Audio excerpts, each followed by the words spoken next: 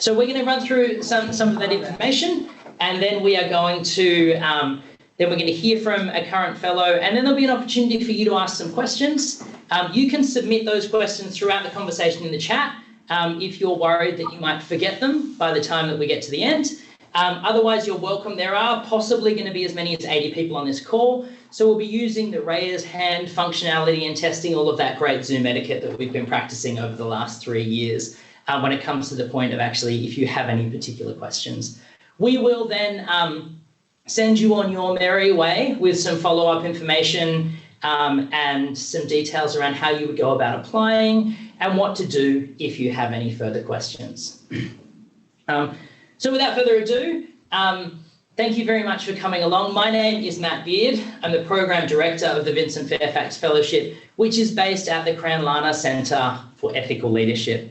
So a little bit of information about the history of Cranlana as an organisation. So the Cranlana Centre began in 1993 as an initiative of the Maya family and the Maya Family Foundation. And it's named for Cranlana House, which is the traditional home of the Maya family in Toorak and is where our offices were based until very recently, and still is a place where we host a range of our programs and activities. And the Cranlana program was born in the wake of the freewheeling kind of pell-mell 1980s and the range of ethical challenges to do with fraud and corruption, both in corporate and in public sector, and the need and the entitlement that Australians have to a better kind of leadership. And so the Cranlana program was born as a series of invited conversations with senior leaders and people of influence to participate in a range of philosophical and moral discussions and reflections about who we wanted to be as a nation, where we were at, what it meant for us to build toward the common good, and a series of conversations that were very humble in nature, but very impactful in consequence. And those programs have continued since then. At about the same time, in 1994, in Sydney rather than Melbourne, the Fairfax family also identified a set of challenges with the nature of the way that leadership was functioning, or the need for a new kind of leadership. And we'll talk a little bit more about the vision of the Fairfax family in a moment, but the Vincent Fairfax Fellowship was born in 1994 and has lived in a number of different institutions since then. And in 2019, it moved to pair with the Cranlana Centre. So in 2019, the Fairfax family and the Maya Family Foundations decided to merge their energies and their resources together to form the new Cranlana Centre for Ethical Leadership, which is housed at Monash University. And that's the version of the organisation and the version of the program that you are part of today. And in early last year, I had the honour and the opportunity to join the Cranlana organisation to serve as the program director for the Vincent Fairfax Fellowship. And so a little bit about me, in case it's helpful. So my background is as an academic working in moral philosophy. So I have more degrees than I'm proud of that focus on philosophy, undergrad, postgrad, and my research and my work has increasingly been about moving closer and closer to the world as we experience it, as opposed to the world as it is seen from the ivory tower. So my research began generally in philosophy, and then I started to focus on moral philosophy and ethics. I did my doctoral research in military ethics, and then started working as an academic, engaged really closely with defence and with veterans, and then decided to leave academia. And I spent 5 years working at the Ethics Centre based in Sydney, which some of you may know as the St James Ethics Centre, which is directed by Simon Longstaff, who incidentally was the very first program director of the Vincent Fairfax Fellowship. And so I spent about 5 years engaged with the general public, with organisations, with policy and with senior leaders, talking about the ways in which we translate ideas from within academic philosophy, within theory, into the lived experiences of people who have to then enact those recommendations in the real world. And from that, I've formed a very firm conviction that the work of ethical leadership and the work of ethics is that we can never be of the world, but we must always be in the world. And we'll talk a little bit about how this program tries to generate that work, that we are continually interrogating what the received ideas are from within a particular organization, within a particular context, within a particular society, about what's right, about how we should behave, about what's normal. But we never make those kinds of diagnoses about what's good or bad from afar, that we need to be situated in the work and in the lived experiences of people who are actually doing it. And so my work is continually focused on trying to engage people in those kinds of conversations. And I don't exaggerate when I say I do that for every walk of life. So I begin with about kids who are about 5 years old, where I run a podcast with the ABC called Short and Curly, which is about ethical conversations for kids. I apologize if your kids are fans of that and you've had to hear some of our musical episodes and some of our more dramatic episodes. I work at large scale, engaging with the media, engaging with the general public in philosophical conversations. And the opportunity to serve as program director of the Vincent Fairfax Fellowship gave me the opportunity to engage in sustained, ongoing conversations with a range of senior leaders and their organizations about how they as individuals would like to grow and what they would like to focus on, as well as the challenges that they can see within their organizational or their industry context, the things that they think really need to change if we're going to shift the needle in some way. And so, as you can tell, as someone who works partly in kids entertainment, partly in public communication and partly in academics, I combine a range of different skill sets. And that's the spirit that the program is born in, is it's highly experiential, it's very engaging and interactive. It is grounded in contemporary academic research, some of which we'll read firsthand and some of which will be translated throughout the program, with the intention of seeing you be in the driver's seat of the change that you want to catalyze, and the kinds of leaders and the kind of ethical leadership practice that you want to cultivate.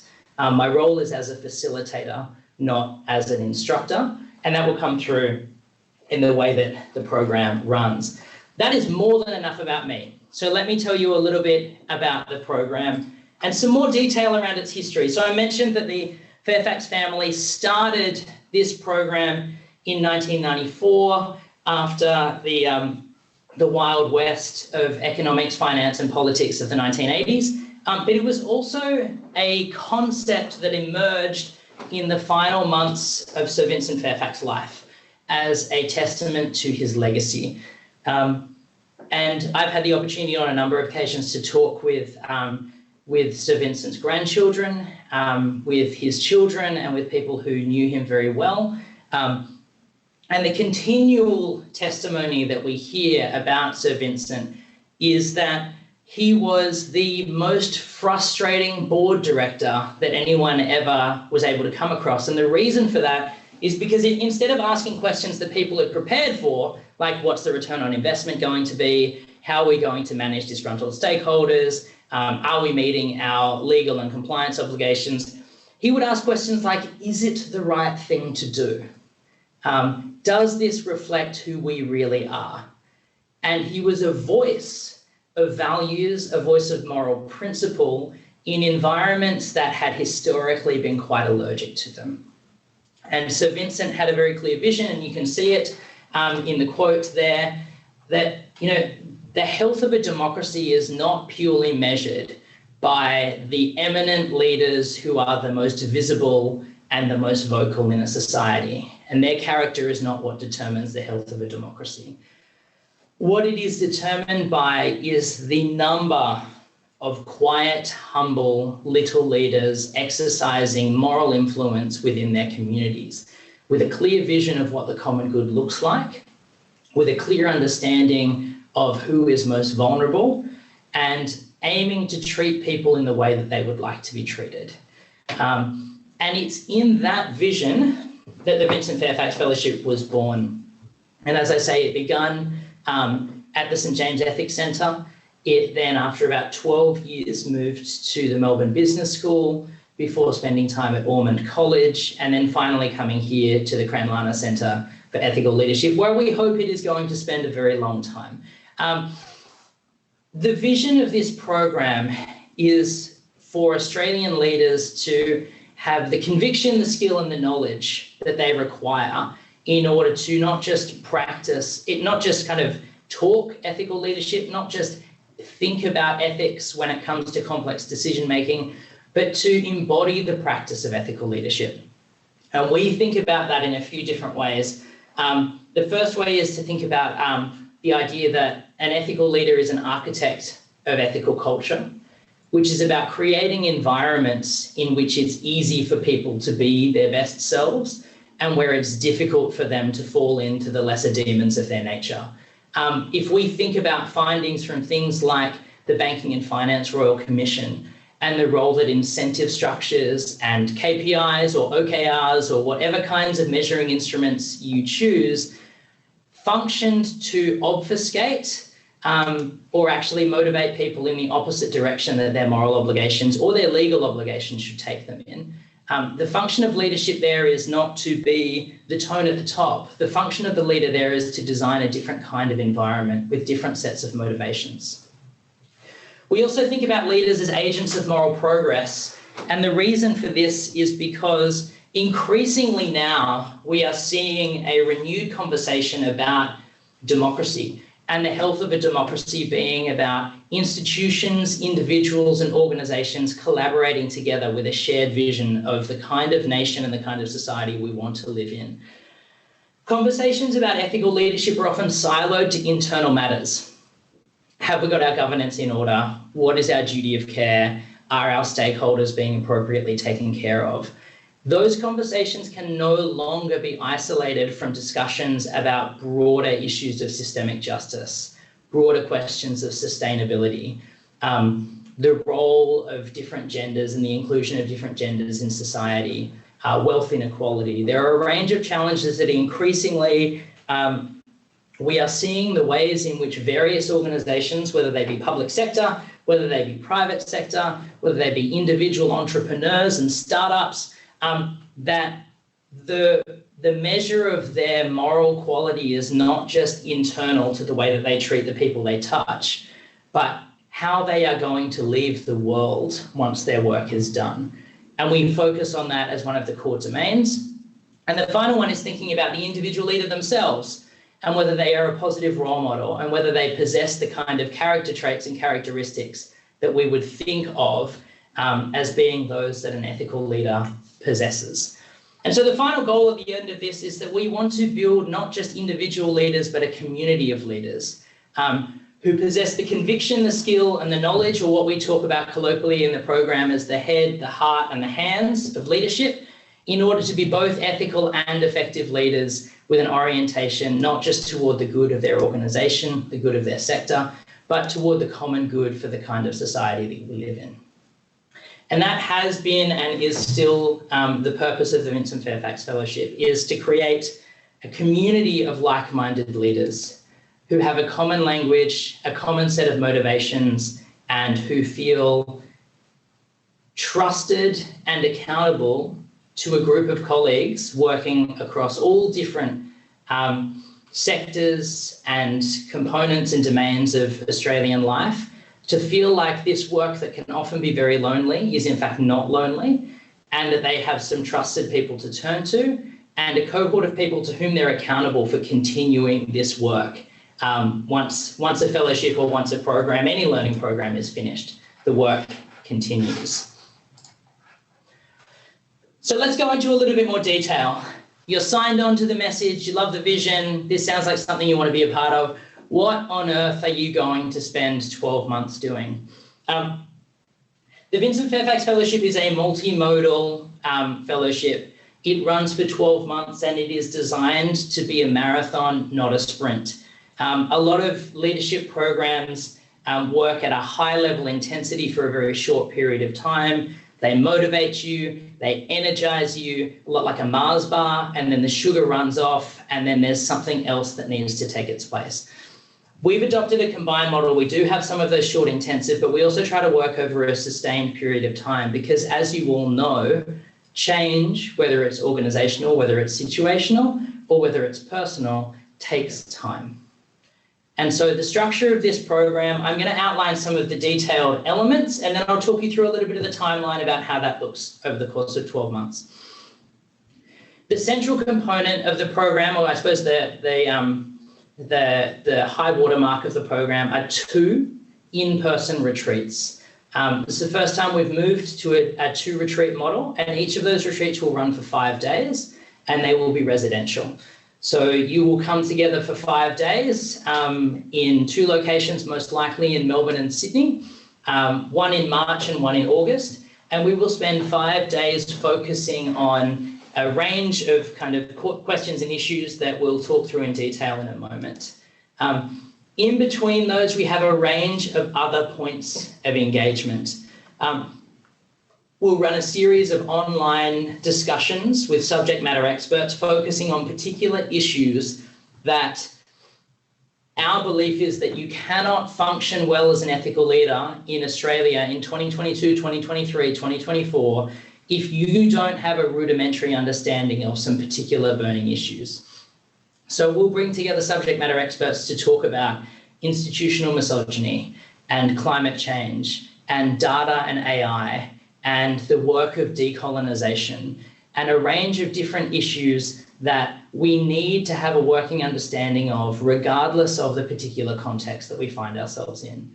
That'll be an opportunity for you to have some direct engagement with some subject matter experts and some people with lived experience to share the work that is happening within your context, the successes, the failures, the ongoing challenges in those areas, and to hear from some other success stories or some other strategies that are available across a range of different industries from your fellows and from your peers. On top of those kinds of briefing sessions, you'll be working directly with a number of your fellows in more direct ways through what we call impact teams. So each of you will work on what we call an impact project, which is a change project that you'll try to implement within your context, and we'll talk a little bit more about that in a moment.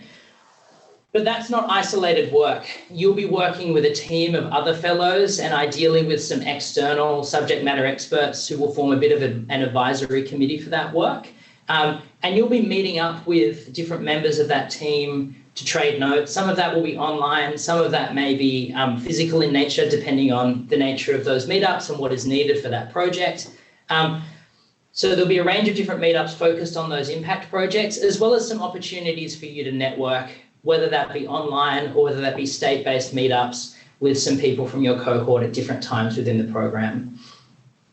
We also have a centralized kind of online learning system that will be ready to go for next year, which will be your kind of repository both for individual reflection, so the opportunity for you to kind of journal or keep a log on some of the discoveries, some of the realizations, some of the ambitions that generate throughout this program, so you don't get to the end of 12 months and think, what just happened? What did I just do? You've got an opportunity to remember some of that. And we will also have some content that is delivered in terms of self-directed learning through those programs. And you'll also have the opportunity at various points throughout to work directly with me around things that you take to be particularly important. That could be about your impact project. That could be getting a deeper understanding of the particulars of a certain, framework or concept that we've talked about. But there is a kind of customized opportunity for you to have some one-on-one time with me as well. That's our core program. That's what you get when you sign on for, and those are what we would consider to be the compulsory elements of the program. On top of that, we will have a range of additional self-directed learning and reflection activities, which are up to you to either pursue or not, depending on your time frame and your capability.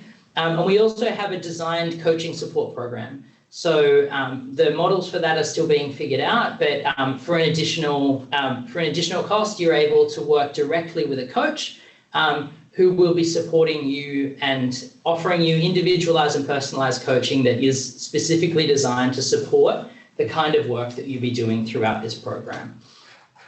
So that's what you'll be doing over the course of the year. In terms of a time frame, we begin with some self-directed learning and some individual work. So you'll have access to our online learning platform for about a month at the beginning, and then we'll come together for a virtual induction, which will probably be run online over the course of 2 consecutive evenings.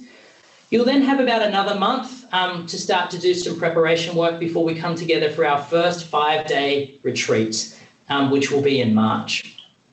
During that retreat, obviously we're going to cover a lot of ground, but one of the things that you'll walk away with is a concept for your impact project and a sense of who your impact team are.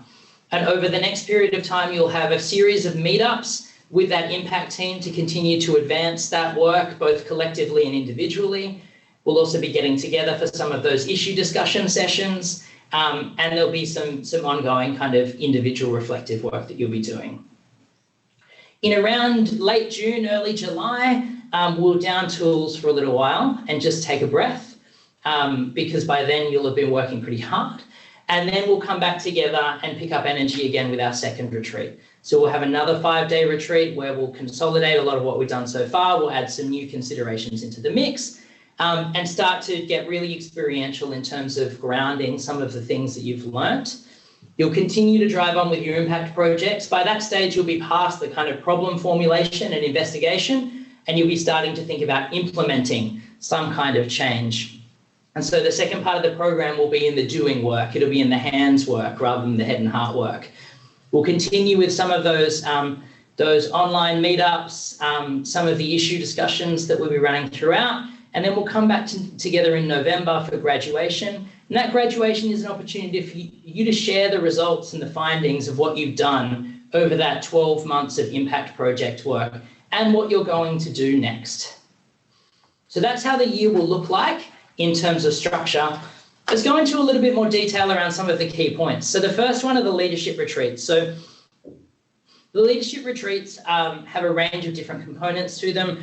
We'll have a series of workshops and training programs with subject matter experts and people with lived experience on a number of important topics, whether they be trust, decolonialism, behavioural psychology and behavioural ethics, organisational culture, power, misogyny, a range of different issues that we'll be diving into to both learn and understand those issues and also talk about some ways in which they can be addressed within your particular context. So spoiler, there's an email coming out today for our current fellow Aggie who's on the call, but we're going to be going to workshops in a couple of weeks when our current cohort gathers, where we're going to be looking at organisational power and the various ways in which power can be distributed, both in formal and informal ways across organisations, and the ways in which we go about dismantling power or using the structures of power to implement behaviour change. That's being run by a sociologist named Samantha Cromford, who some of you may know because she's the sociologist whose report led to the Brereton inquiry within the Australian Defence Force.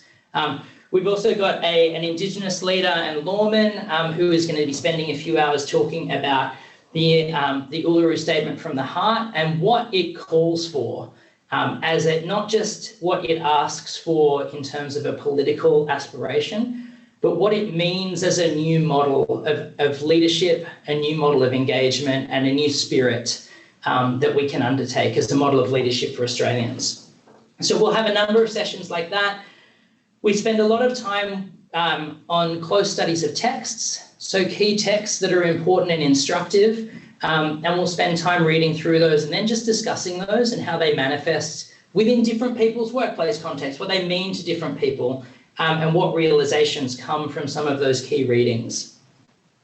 We also run some really experiential sessions, sometimes literally being hands-on. We were physically constructing things with Lego in our last gathering. So we do a lot of stuff that's multimodal, that's play-based, that's interactive, but is focused on either thinking about our own personal context or thinking about something within the context of our organisation. So at times you'll be asked to bring things along like your ESG governance policies and to assess those through a kind of few different frameworks to test whether they seem like something that's sincere or not. and start to look at some of those things and look at where the opportunities for transformation occur. A core component of this program is about bringing you into an environment where you are with a group of peers and fellows who are like-minded, who have similar levels of experience, who experience the responsibilities and challenges that you do, and to be able to talk with them in a safe, trusted, and confidential environment.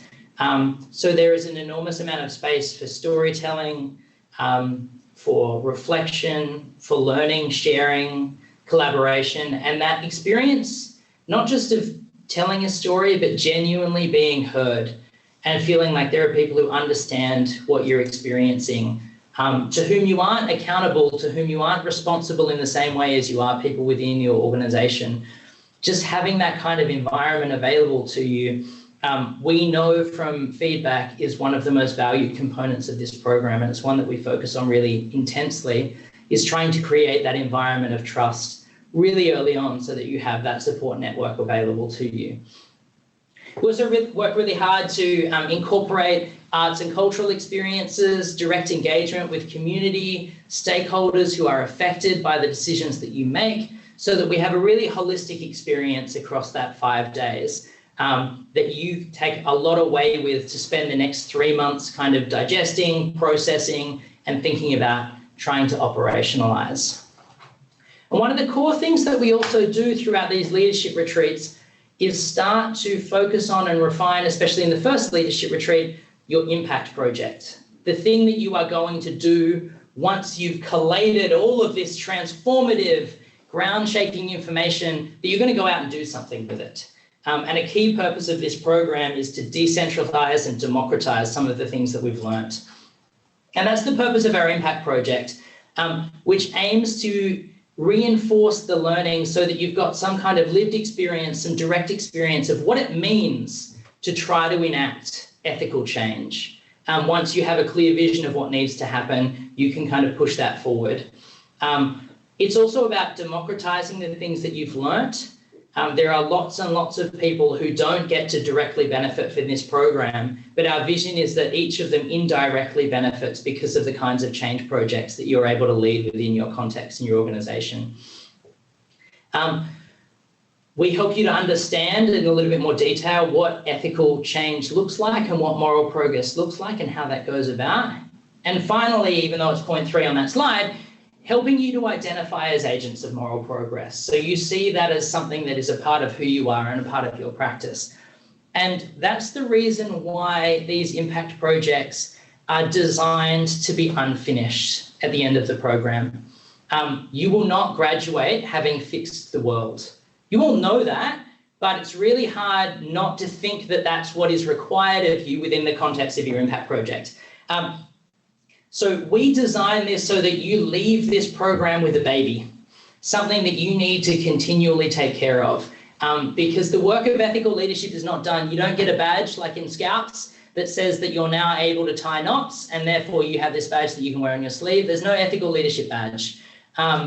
It's not that kind of a thing. The work is ongoing. And so we leave you with something that you have ongoing custodianship over, but you have a real sense of confidence in its potential and in what needs to happen next. So we don't close the book, but you do know what the next chapter is going to look like at the end of this program.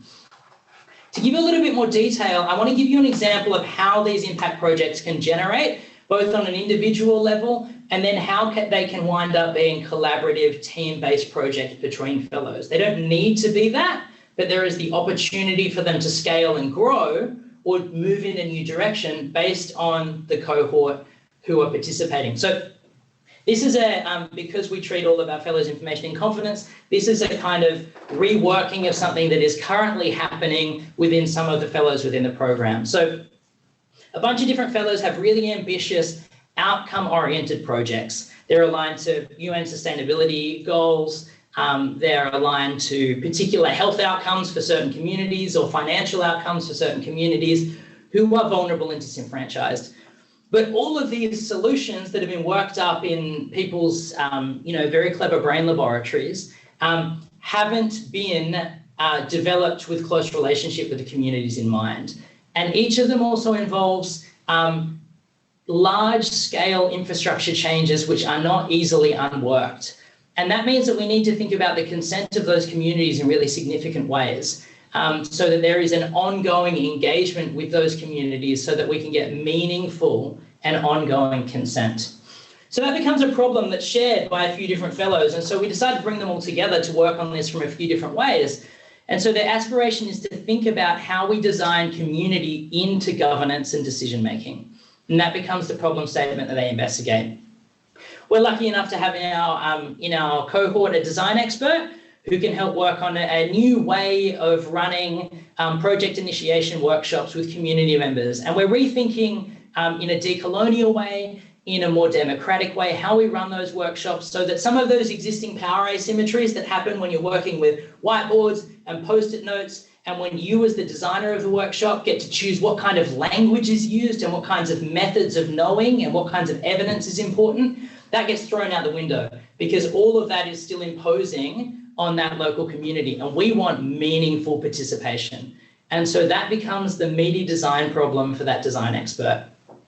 We have a governance expert who starts to go into models of participatory democracy and participatory leadership with an eye to trying to create a shared ownership model so that this isn't just our infrastructure that we're dumping in on you to help you, but it becomes a shared ownership model that everyone has input and not just a voice, but a veto and a vote regarding how these decisions actually take place.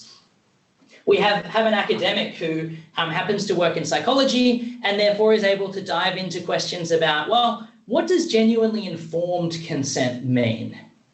You know, we have all of these legal models about informed consent, but aren't most of them nonsense, really? Because of information asymmetries, because of knowledge asymmetries. So what does genuinely informed consent look like and how would we actually address that issue? And then we have a head of culture who says, well, this is all well and good, but isn't this the way we should treat every single one of our stakeholders, not just these vulnerable groups? And so how are we going to translate this really great project into an ongoing practice that reflects how we operate as an organization? And suddenly we have an impact project that can scale. We have insights and learnings that we can share across all of the different fellows, which are repeatable, but also are unfinished, and which will continue to be worked on, refined over a period of time by these fellows as they build kind of relationships that grow. So as you can tell from some of what I've described, there's a lot of work involved in this fellowship. It is a commitment that you that shouldn't be taken on lightly, but a little bit of detail about what's going to be expected of you and what we assume is going to be available for you when we design this program. That kind of commencement work, that sort of self-directed learning that happens at the beginning of the program, I would allocate about a day, possibly 2 days, if you really want to dive into that in the early stages. The retreats, obviously, you're going to need to block out time in your schedules in advance, but you're also going to set aside time for 2 to 4 hours of online preparation work. And then in between those, we're going to have those online sessions, which will also be about 2 hours long, and we'll need a couple of hours preparation before each of those. For your own reflective practice, I would be wanting to set aside a couple of hours a month just to kind of take stock of all of this, block some time in your calendar where you can journal or reflect in some way that works for you. And once the impact project kicks off, I would be thinking that you might want to be giving that as much as 2 to 4 hours a week.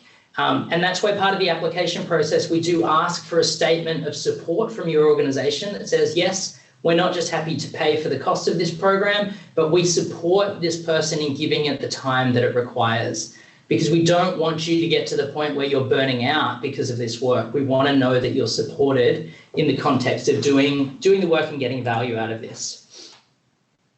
Last point before we throw to a fellow, what you'll leave with.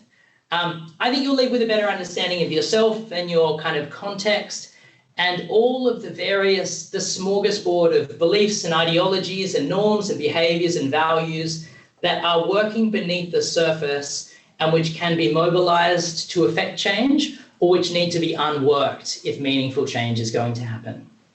I've said this a couple of times, but I cannot emphasise enough the importance of a community of like-minded leaders who are available to support you, to collaborate with, and to encourage you throughout the ongoing work of ethical leadership. And that's not limited to your cohort. That's extended to the 250 odd alumni that we have within this program who are working across all sectors of society in incredibly influential roles in some cases at this point in time. You will learn new stuff as well. It's not just in the doing. You'll have a bunch of new concepts and frameworks and strategies that you can try to use to try to address, identify, and mitigate some of the ethical issues and challenges that you have. Like I said before, you'll have ongoing custodianship over a project or a product that has enormous ethical potential. And as well as that custodianship and that care, which is a responsibility, you'll feel empowered and capable to hold that responsibility and to hold it well, so that you can drive the kind of change that doesn't just serve broader goals of justice and equity and sustainability, but which also drives meaningful change within your local context as well. But that's enough from me. I'm now going to hand over to one of our current fellows, Aggie Maisano. Aggie, feel free to introduce yourself. I don't need to tell your story for you, but I'm so delighted that Aggie could be here. I'm so delighted that Aggie is part of our cohort. She will tell you that she spends a lot of time listening and a lot of time learning, but in fact, I think that Aggie's contributions are often the ones that have people scratching their heads and taking a deep breath because they've got to really think them through. And I'm really grateful that she could spend time here today. So Aggie, thank you so much. If you could share your experience, I'd be really grateful. Hi, everyone. Thanks, Matt. It's indeed a privilege to do this course. Can I just say that? I don't think it's a course. I think it's more of a journey into some deeper, meaningful change. I chose to do the course for a variety of reasons, but maybe if I give you not as much as information about me as Matt has volunteered, but just to give you context, I've been working in risk governance and legal counsel now for about 20 years, and I've spent 11 of those years working across the Asia Pacific region, so doing risk management in Japan, Seoul, Hong Kong, Cambodia, Vietnam, those sorts of places, and also at a global level. And in all those scenarios, I was working with one of the big 4 accounting firms and as its risk partner. And the charge was always, well, just fix it. There's a problem, just fix it. It's your job, fix it. And it was fixing it by rule books. It was fixing it by, whatever I thought was the right thing to do. But I had no fundamental instruction or, I guess, basis for working out what the right thing to do, why the right thing to do, why the incident or the problem or the issue happened. So you solved for a solution based on abstract or based on personal preferences or based on what I call transactional values. Well, X has done wrong, X needs to be dismissed, not Y has X done wrong, what influenced X to do wrong, and what is the broader issue here. So you're often faced with, what I call the 2 awful choices, and you are tasked with solving for the right outcome without knowing what right was or how to get to right. And one of the things that, if I can call it the first semester has done for me, is actually enable me to deconstruct an issue and start restructuring it with some frameworks outside my inherent knowledge of, being a lawyer or a risk manager or any of those things. So that additional layer of knowledge and that additional construct brings to the problem solving a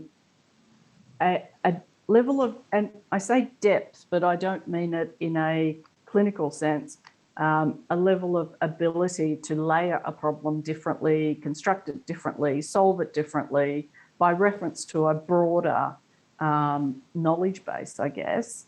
We got the pre-reads, and I defy the one-day preparation guidance given by Matt. Some of the stuff we were given, I found unintelligible because I'd never been there. And I thought, oh my God, what have I got myself into? Here's all these readings with all these concepts and things. There wasn't a lot of reading, so it wasn't volume. You just had to really focus on what you were thinking about. But the course in itself is totally practical. It's not based on, I don't know, you reading, unless Matt's going to change it significantly, the entire works of Aristotle or Dante or whatever.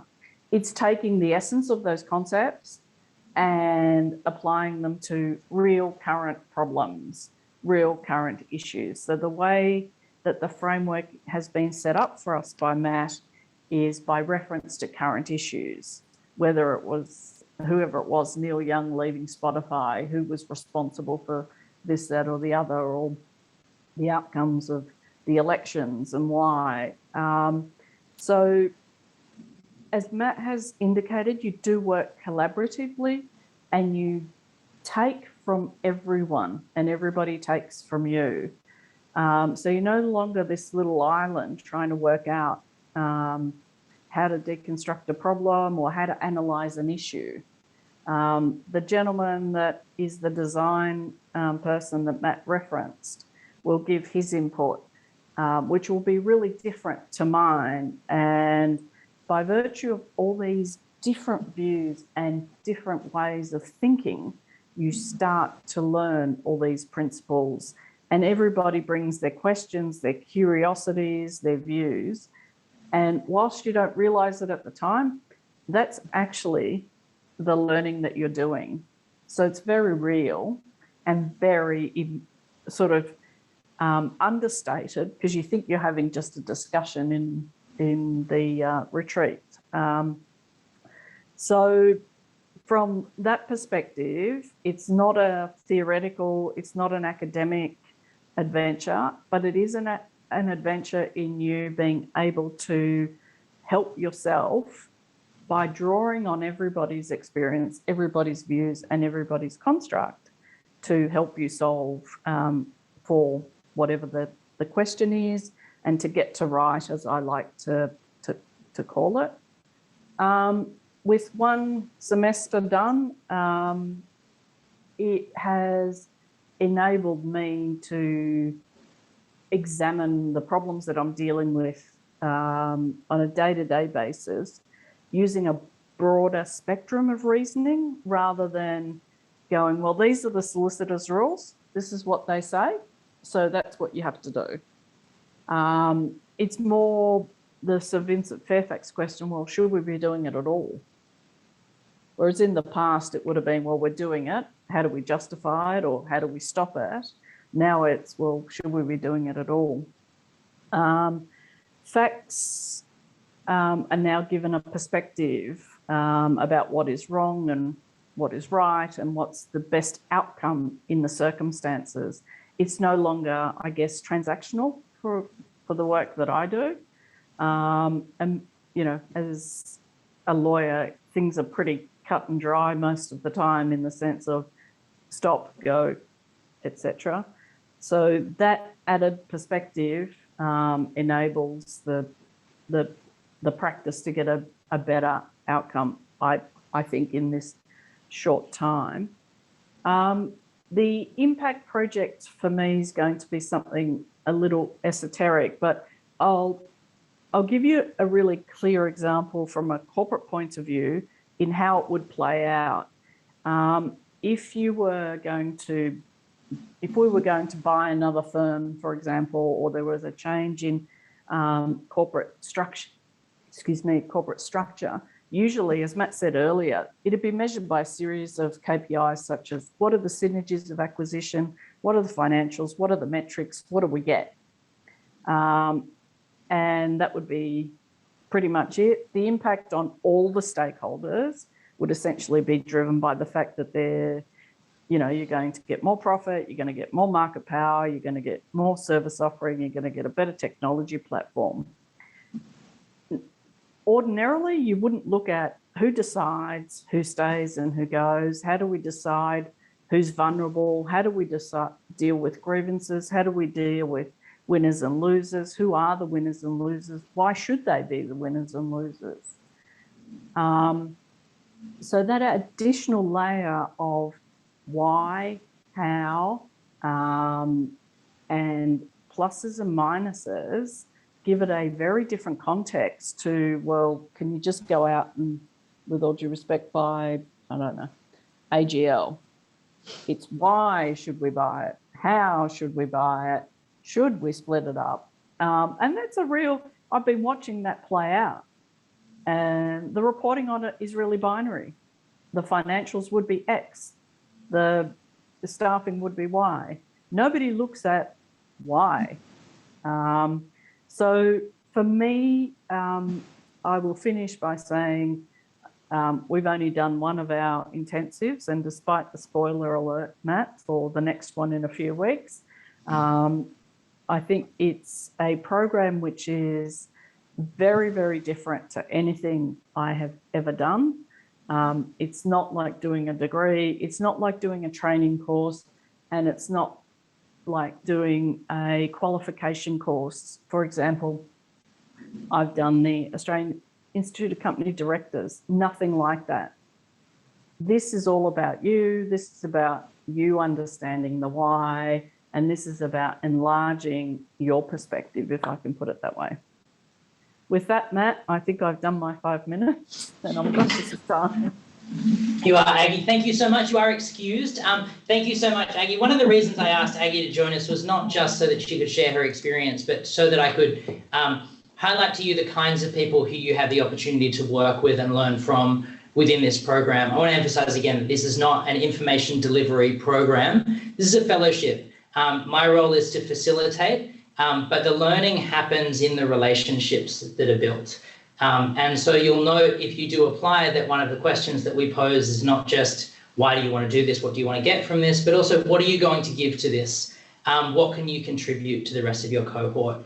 Thank you so much, Aggie. I'm going to open the floor for questions. I know we have only a couple of minutes left, but if you do have time to stay on the call, I'm happy to stay and answer any questions that you have, and we can share those with other people. If you do need to leave, you are welcome to send any questions that you have or any follow-up information. But I'm monitoring the chat. I'm not texting. I'm monitoring the chat on my phone. And if you have any questions, you can also raise your hands now.